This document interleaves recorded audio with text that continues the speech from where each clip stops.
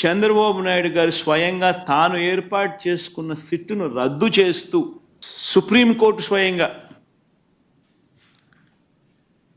CBI director పర్యవేక్షణలో ఇద్దరు CBI అధికారులతోనూ వీరికి రాష్ట్రానికి చెందిన ఇద్దరు పోలీసు అధికారులు అసిస్ట్ చేస్తారు అని చెబుతూ వీరికి తోడు food safety and standards authority of India FSSAI నుంచి కూడా ఒక అధికారి నియమితుడవుతాడు. నియమితులై వీళ్ళు లడ్డూకు సంబంధించిన విషయం మీద వీళ్ళు నివేదిక ఇస్తారు అని చెప్పడం జరిగింది. నేను అడుగుతా ఉన్నా, ఇంతగా సుప్రీంకోర్టు ఆక్షేపిస్తే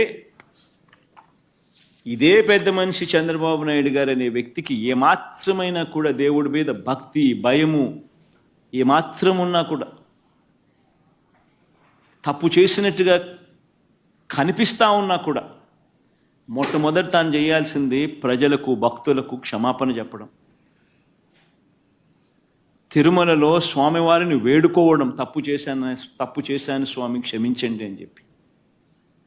అవేవి కూడా చేయకపోగా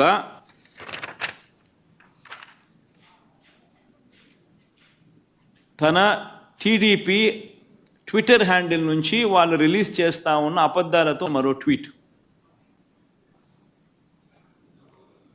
చంద్రబాబు నాయుడు కోర్టు తిడితే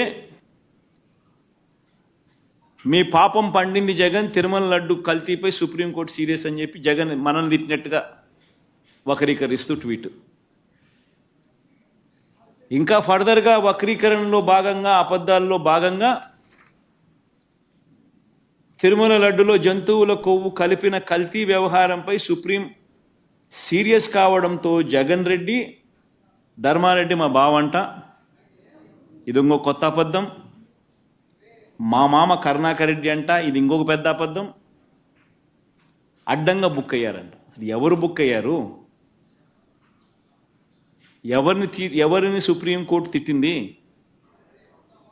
ఎవరి మీద సాక్ష్య ఆధారాలు కనిపిస్తూ ఉన్నాయి? నువ్వు చెప్పిన మాట ఏమిటి? నువ్వు అన్న మాటలు ఏమిటి? స్వయంగా మీరు అపాయింట్ చేసుకున్న మీ ఐఏఎస్ ఆఫీసర్ టీటీడీ ఈఓగా ఉంటూ తాను అన్న మాటలు ఏమిటి? ఎవరు తప్పు చేసినారు? ఎవరు దేవుడి దగ్గర దేవుడి సమక్షంలో దోషులుగా ఎవరు నిలబడాలి? ఎవరికి దేవుని మీద భక్తి ఉంది, భయం ఉంది? అన్న కర్మ ఏమిటంటే ఈ మనిషికి దేవుడు అంటే భయము లేదు, భక్తి లేదు. దేవుణ్ణి సైతం రాజకీయాలలో వాడుకునే అన్యాయమైన బుద్ధి ఈ రాజకీయ నాయకుల్లో ఉంది. కాబట్టే ఈ చంద్రబాబు నాయుడు గారు లాంటి అన్యాయమైన రాజకీయ నాయకులు ఉన్నారు కాబట్టే మన కర్మ మనకి నిజంగా రాష్ట్రానికి రాబోయే రోజుల్లో ఈ పాపం, దేవుని కోపం ఆంధ్ర రాష్ట్ర ప్రజల మీద పడకుండా దేవుని నేను వేడుకుంటా ఉన్నాను. ఆ పాపం అనేది చంద్రబాబు నాయుడికే పరిమితం కావాలి.